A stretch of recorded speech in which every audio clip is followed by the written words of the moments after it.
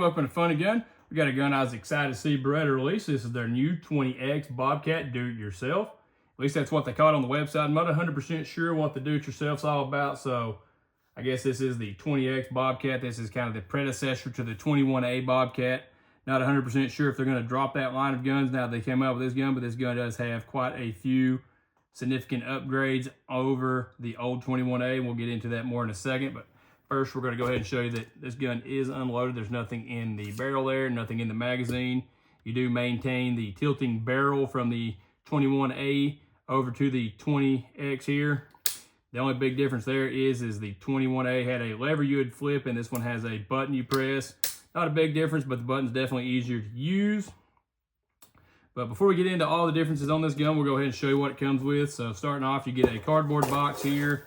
A little insert to keep the gun from moving around in shipping. You get your safety lock, thread protector, and an O-ring that do come installed on the gun, but I just been leaving that suppressor on it, so that's why they're in the box here. You get a card talking about who quality checked your gun at the factory, and a little pamphlet here that you can scan to access your manual, because you do not get a physical copy of that in the box. Okay, so that's what's in the box there. And you also get one magazine with this gun, which in my opinion is pretty disappointing for a gun with an MSRP of $549. One magazine is not cool. They should at least give you two, especially for how cheap these magazines are made. This is a full plastic magazine with a metal spring. And, well, that magazine right there, if you buy more of them, is $25 a piece. I feel like they should have been closer to $15 or $20, but luckily for me, on Black Friday, I did get them on sale for $20 a piece, and I went ahead and picked up a few more of them, because with a gun with an 8-round capacity, you're definitely going to want more magazines. So while we're talking about the magazine, that is one of the first things they did completely change on this gun versus the 21A. The 21A did have a full metal magazine that was, I believe, a 7-round magazine. And like I said, these are 8 rounds. And with the 8 rounds, you get the little extension on the bottom here that allows for you to get a full grip on this little gun. Now, I will say, when these magazines are loaded, number one, you want to make sure the barrel is closed when you insert them, because the slide will pop off easily, just like it would on a 21A. But you got to make sure that you push them in there real hard, make sure they're seated, because if you don't, first round, they'll just slide down. That is something I noticed with these magazines. Now, the reason they had to change the magazine is because they relocated the magazine release from down here on the heel, on the side of the grip, up here to a more standard location for the American market. And that does work just fine. It did work just fine down here in the heel, but that is something they changed. So that means that the mag catch has to be up here at the top of the magazine versus down here in the middle of the magazine. So that means these magazines don't work in the old gun, and the old magazines do not work in this gun, because I did test that before I sold my 21A. So, one big change there is the magazine. Go ahead and get into a few more. Like I said, the magazine release is another change. You do get the larger flip safety lever that would come on the 32 and the 25 guns, and the regular 21A had a little stubby safety lever on it, which was hard to flick up and down. So, got a better safety lever that is easier to actuate. Mentioned the magazine release being relocated. That means that your grips do not interchange from the old guns to the new guns. So gonna have to wait till somebody comes out with some more grips, because I'll probably either put some wood or some G10 on this little gun. Now, these aren't bad grips. They're definitely got a nice texture, and they do look pretty good, but they are just a set of plastic grips. They got the little bumps on them to locate your thumb and your trigger finger on. Okay, speaking of the trigger, that is something else they changed. Like I said, gun is unloaded.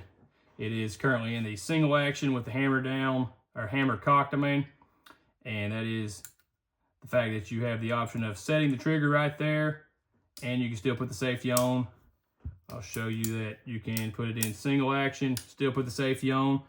So you can have safety on, then you can set the trigger. So when you have the trigger set, that just means when you go to pull the trigger, you have less travel. I'll go ahead and show you that now.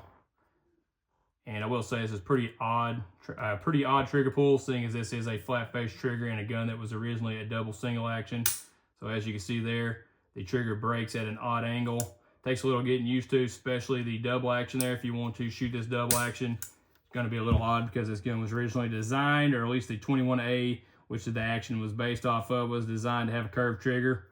So pretty much, if you want to shoot this gun quite a bit, you're going to want to shoot it in the single action and go ahead and set the trigger, because that's going to give you the best trigger. And like I said, the safety can go on in any position. You can also even put the safety on with it in the double action. So if you want to carry it not cocked and locked, you can. You can carry it cocked and locked either way. If you're just going to carry this gun for some reason, you can do that. Not recommended as a carry gun. In my opinion, I'd prefer something with a little bit more oomph than 22, but to each their own. Somebody's, I guess it's better than the sharp stick.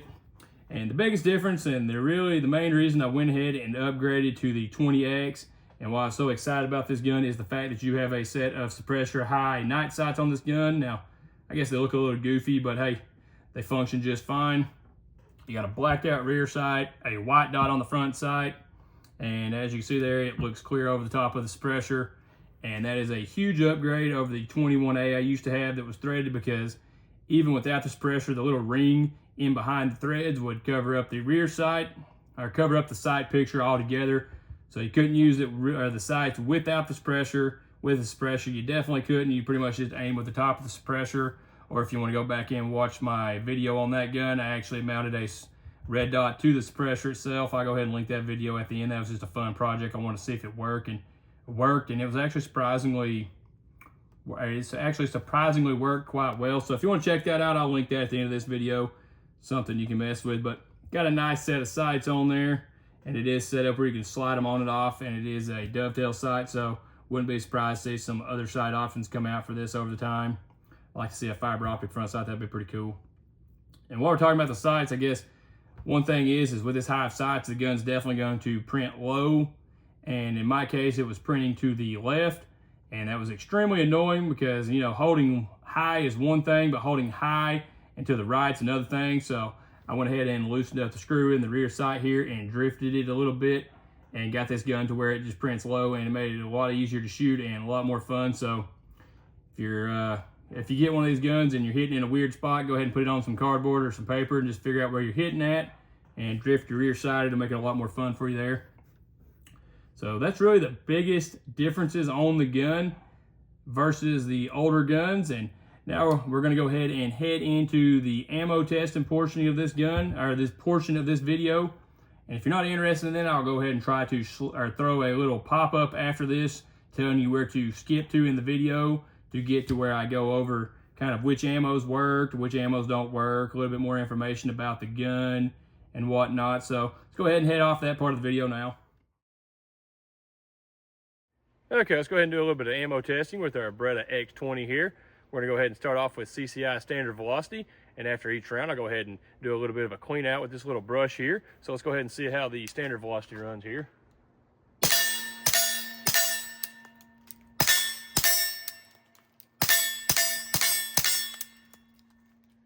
Okay, that is all 9 rounds. We had 2 failures to fire on the first round, which is something this gun has been doing to me since I've got it. We'll get into more of that when we get into the table. Okay, up next, we got the Remington Golden Bullet. This is the 36 grain bucket of bullets version of this ammo. So let's go ahead and see if this runs in this little gun.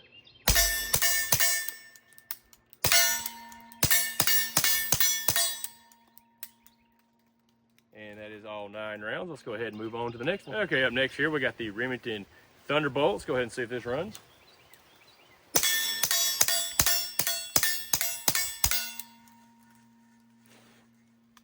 And that was all 9 rounds without a hiccup. So let's go ahead and move on to the next one. Okay, next up, we got the Winchester Wildcat ammo.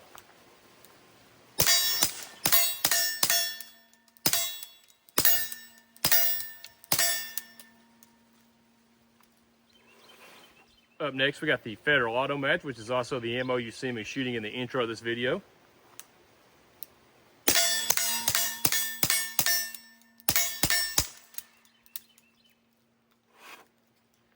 Okay, let's move on to the next. Okay, next up, we got the CCI Blazer 40 grain.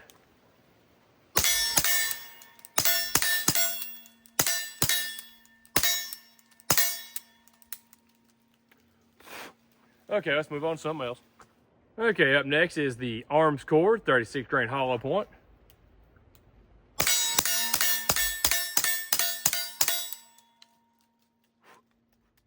And next is Arms Core 40 grain round nose.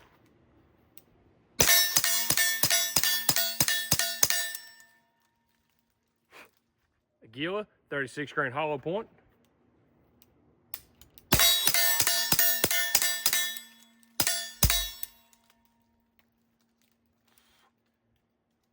I gotta say that works pretty good, but it stinks. Next up is an Aguila 40 grain round nose.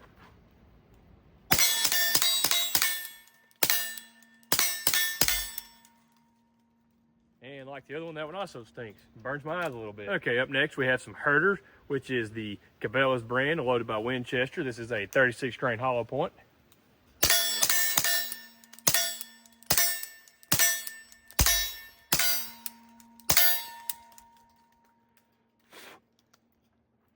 Not the best results there, but I'm not really surprised being an ammo loaded by Winchester.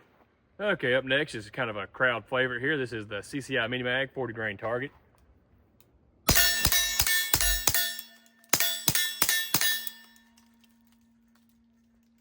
Okay, up next we're getting into something a little bit more exotic. We got a CCI Veloster. This round's moving at 1,435 feet per second, so roughly 200 feet per second more than a CCI Mini Mag.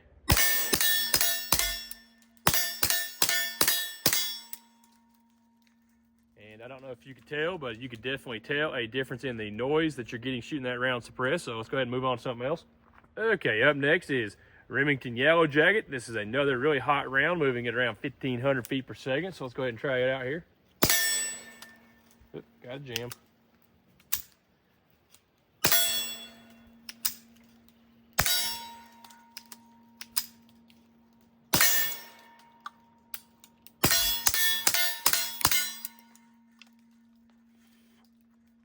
Okay, gun does not seem to like the Yellow Jacket. That is due to the long shape of the bullet, I feel like. So let's go ahead and move on to something else.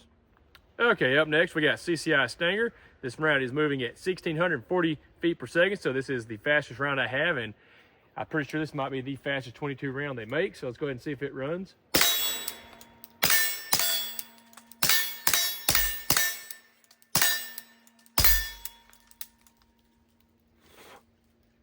Okay, gun didn't really like that too much. Got quite a few light primer strikes, as you have seen me get with quite a few of these different ammos.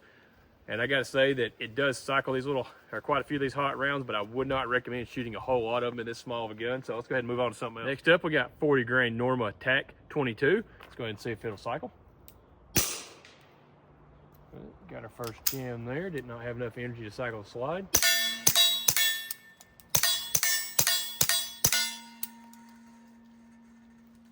Okay, gun did not really seem to like that ammo, as you can see there probably. The case was just kind of barely falling out of the gun, so they barely have enough energy to cycle the gun. So let's go ahead and move on to something else.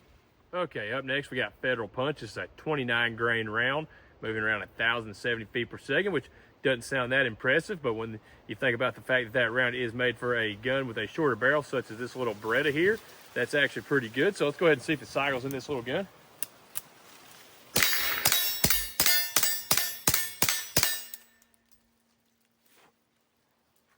Okay, as you can see there, it does cycle quite well in this gun. I will say that I did test it a little bit off camera, and it did not cycle exactly flawless, but if I was going to carry this gun, that would be a round to mess with to see, because that's what that round's designed for. So let's go ahead and move on to something else.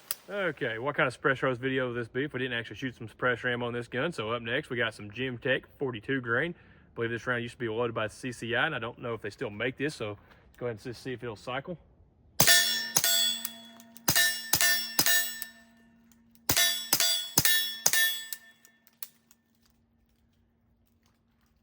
Okay, let's try something else now.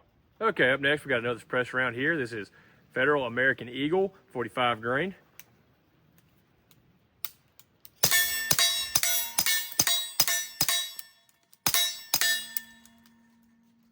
Okay, I figured we'd end this with something weird. We got a Aguila Sniper Subsonic. This is a 60 grain bullet crammed into a 22 short case.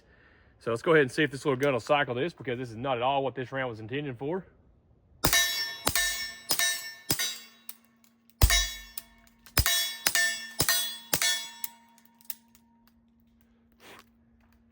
I will say, you can actually tell just by the dang sound that you're getting from the steel that these little rounds are hitting pretty hard with that heavy of a little bullet coming out of this little short gun. So let's go ahead and head it back into the table. We'll talk about this little gun a little bit more now.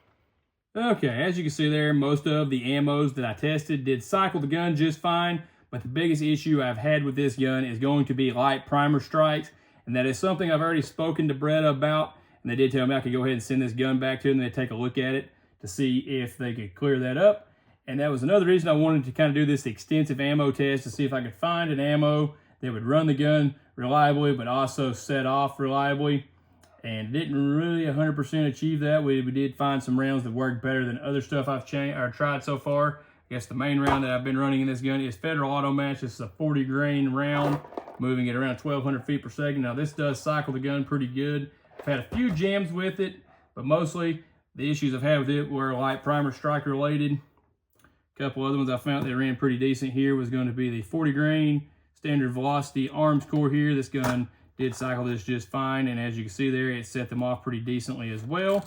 And also the 36 grain high velocity arms core there also seemed to work pretty well in this gun. But I guess the one out of all the tests there that all the rounds I tested there that seemed to work the best was going to be the Thunderbolt from Remington.